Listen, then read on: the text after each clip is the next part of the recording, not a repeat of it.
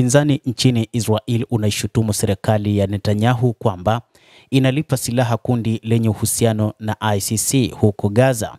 Waziri Mkuu Benjamin Netanyahu anasema kuna ubaya gani katika hilo? Hii inamaanisha kwamba wakati huu serikali ya Netanyahu imeamua kuungana moja kwa moja na kundi hilo ambalo linapingwa vikali na serikali ya nchini Marekani. Waziri Mkuu Benjamin Netanyahu amethibitisha kuwa Israel inazipa silaha jamii za watu wa Gaza ambazo zinapinga kundi la wapiganaji la Hamas. Hata hivyo, imeelezwa wiki iliyopita kwamba makundi ambayo yamepewa silaha ni miongoni mwa makundi ambayo yana asili ya Wayahudi wa nchini Israel na ni makundi ambayo yanaishi nchini Palestina katika eneo la ukanda wa Gaza.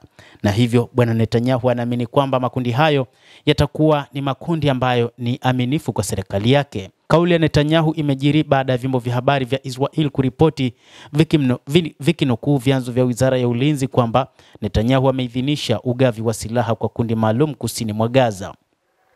Wanasiasa kadhaa wa Israel wamemtuhumu Netanyahu kwa kutishia usalama wa nchi. Yeye mwenyewe Netanyahu anasema kuna ubaya gani? Netanyahu alisema katika ujumbe wa video kwenye mitandao ya kijamii. Anasema kwamba wanaokoa tu maisha ya wanajeshi wa Israel. Hata hivyo, upinzani wanadai kwamba kuzungumza hilo ni kama vile kunufaisha Hamas na kuonekana kwamba serikali ya Netanyahu imeshindwa kupambana na wapiganaji hao wa Palestina Hamas, na wakati huu kuwepa silaha makundi kama vile ICC ama yale yenye mfungamano nao. Waziri mkuu huyo alikuwa akizungumza ripoti kwamba Israel imetoa silaha kwa makundi yanayoongozwa na Yasser Abu Shabab huko Gaza kwa amri yake binafsi, ingawa wengine wanalichukulia kundi hili kuwa la wanamgambo au wahalifu.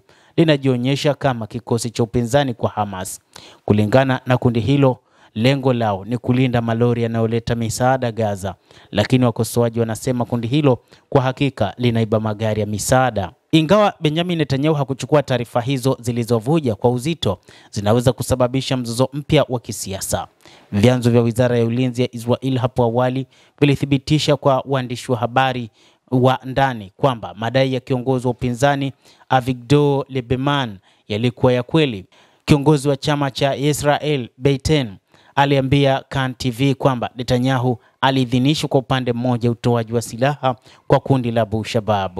Serikali ya Israel inawapa silaha kundi la uhalifu na watu wenye jeuri wanaohusishwa na Islamic State ICC.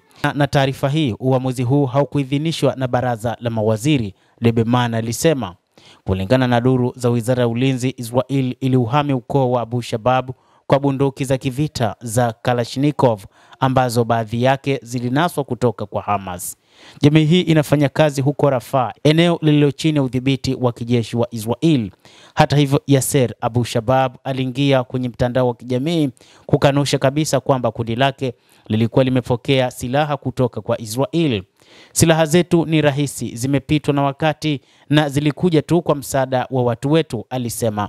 Duru za Hamas zinasema kuwa shughuli za kundi la Abu Shabab zimekuwa tatizo. Kwa mujibu wa ripoti katika gazeti la Kiarabu, tawi la kijeshi la Hamas limeanza kuwaua watu wa ukoo huo. Ofisi ya Netanyahu ilisema kuwa Israel inafanya kazi ya kuishinda Hamas kupitia njia mbalimbali kulingana na mapendekezo ya wakuu wa vitengo vya usalama. Mpango huu ulikosolewa vikali na Yair Golant, kiongozi wa Democratic katika bunge la Senate, na aliandika katika chapisho kwenye mtandao wa kijamii akisema Netanyahu ni tishio kwa usalama wa taifa la Israel. Badala ya kufikia amani na kuhakikisha usalama wa raia wa Israel, anaandaa bomu jipya huko katika ukanda wa Gaza. Endelea kutufuatilia mtazamaji, na usisahau kulike, kucomment, kadhalika na kusubscribe channel yetu hii upate habari hizi kwa mapana hapa The World News. Mimi ni Adam Hussein. Endelea kuwa nasi wakati wote, endelea kutufuatilia.